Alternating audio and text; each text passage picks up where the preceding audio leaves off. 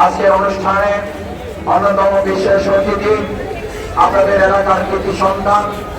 আমরা এক সময় ছাত্র আন্দোলনের রাজপথে কর্মী হিসেবে কাজ করেছি, এখনো বাংলাদেশ জামাত ইসলামের কর্মী হিসাবে ঢাকার রাজপথে কাঁধে কাঁধ মিলিয়ে কাজ করার চেষ্টা করছি। আপনাদের প্রিয় মানুষ ডক্টর মোহাম্মদ রেজাউল করিম, উপস্থিত জামাত ইসলামী ইসলামী ছাত্র শিবিরের সম্মানিত নেতৃবৃন্দ, আমার একান্ত শ্রদ্ধাভাজন সুধীবৃন্দ, সাংবাদিক বন্ধুগণ, ভাই এবং বন্ধুগণ, সম্মানিত এলাকাবাসী, আসসালামু আলাইকুম ওয়া রাহমাতুল্লাহি ওয়া বারাকাতুহু।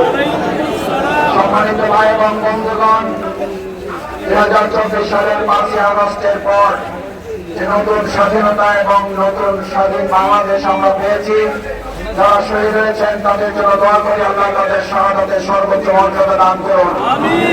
বিশেষ করে লক্ষ্মীপুরে পুরো জেলায় আমাদের প্রায় 12 থেকে 14 জন ভাই শহীদ হয়েছেন। আল্লাহ তাআলা এই শহীদের রক্তে রঞ্জিত এই লক্ষ্মীপুর জেলায় আগামী দিনের সন্ত্রাস মুক্ত একটি লক্ষ্মীপুর জেলা হিসেবে কবুল করুন। বাংলাদেশ জামাত ইসলামী লক্ষ্মীপুরে তৈরি করে ডক্টর রেজাউল করিম, আর আপনারা তৈরি করেছিলেন সন্ত্রাসী তাহের।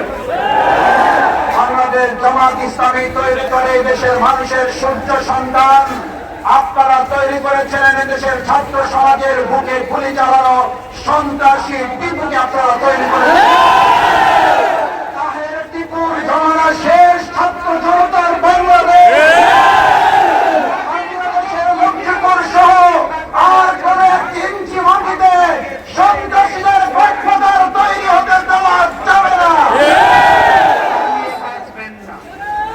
লক্ষ্মীপুরের সংগ্রামী ভাইরান,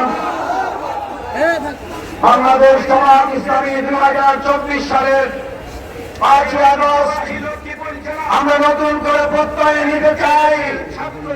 আপনারা বিগত 15 বছরে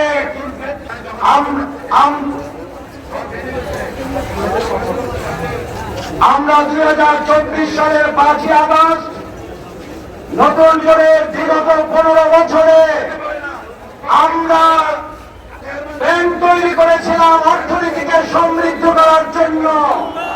সাংবাদিক বন্ধুগণ, ভাইয়েরা, আপনারা জানেন আমরা ব্যাংক তৈরি করেছি, আর আপনারা সেই ব্যাংক ডাকাতি করে ব্যাংক ধ্বংস করেছেন। আপনারা ভাবার সময় ছিলেন কম্বল চোর, এখন আপনারা ব্যাংক ডাকাত। আপনারা উন্নতি করেছেন, চোর থেকে আপনারা ডাকাতে উন্নীত হয়েছে। বাংলাদেশে বিশ্বের মানচিত্রে আমাদেরকে অপমান লাঞ্ছিত করেছেন। আপনারা শেয়ারবাজার লুট করে ব্যাংক করার সুযোগ পান নাই, লুঙ্গি পরে নৌকায় উঠতে হয়েছে।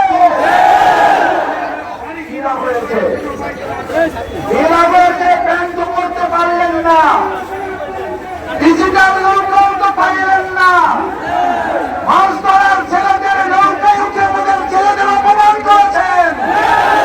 এই অপমানের সব জনগণ দেওয়ার দরকার হয় নাই, ওই ছেলেরা আপনাদেরকে পুলিশের হাতে পদার্পণ করেছে। অপমানের এখনো শুরুই হয় নাই। শেখ হাসিনাকে আল্লাহ বাঁচিয়ে রেখেছেন এই জন্য এই শহীদের ময়দান, সেখান থেকে আমাদের ডাক্তার ফয়েজকে র্যাবের কতিপয় সন্ত্রাসীরা গুলি করে ছাদ থেকে ফেলে দিয়ে নির্মমভাবে হত্যা করেছে। আমরা অঙ্গীকার করতে চাই, এই তত্ত্বাবধায়ক অন্তর্বর্তীকালীন সরকার অবশ্যই তাদের গ্রেফতার করে বিচারের মুখোমুখি করবে, ফাঁসি কার্যকর করতে হবে। আমাদের জায়েদকে যারা হত্যা করেছেন, কাশ্মীর পরিবারের এই রক্তের বাংলাদেশের এই লক্ষ্মীপুরে নূরের তাকবীর আল্লাহু আকবারের স্লোগানে ইসলামের শাসনে সমস্ত বৈষম্য আমরা দূর করবো ইনশাআল্লাহ।